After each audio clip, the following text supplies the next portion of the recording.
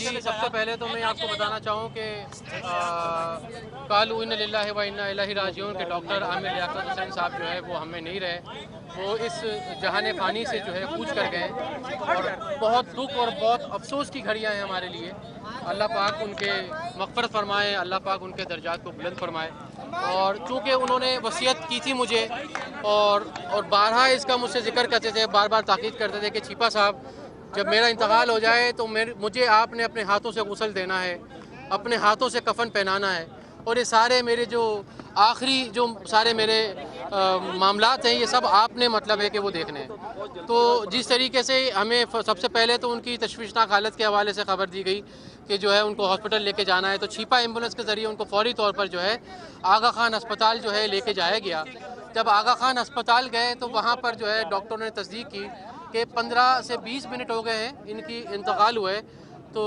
Doctor Aamir Liaquat صاحب جو ہے وہ انتقال فرما چکے ہیں۔ تو اس کے بعد پھر میں نے آغا خان ہسپتال پہنچ کر وہاں پر سارے معاملات دیکھے اور ان کی ڈیڈ باڈی کو ریسیو کیا، اور ریسیو کرنے کے بعد پوسٹ مارٹم کے لیے پولیس نے جو ہے وہ کہا کہ پوسٹ مارٹم کے لیے آپ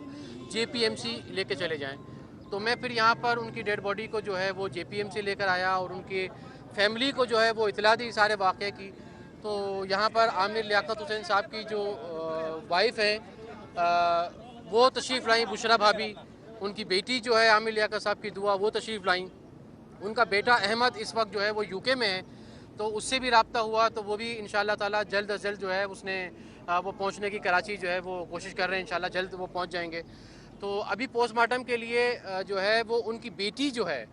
وہ اس بات پر دعا عامر جو ہیں عامر لیاقت حسین وہ، اور جو ان کی وائف ہے وہ انہوں کا یہ مطلب ہے کہ وہ نہیں چاہتی کہ اس کا جو ہے وہ ڈاکٹر عامر لیاقت صاحب کی جو ڈیڈ باڈی ہے اس کا پوسٹ مارٹم کیا جائے۔ تو بہرحال وہ مطمئن نہیں ہے، پوسٹ مارٹم نہیں کرانا چاہتی، وہ رضامند نہیں ہے۔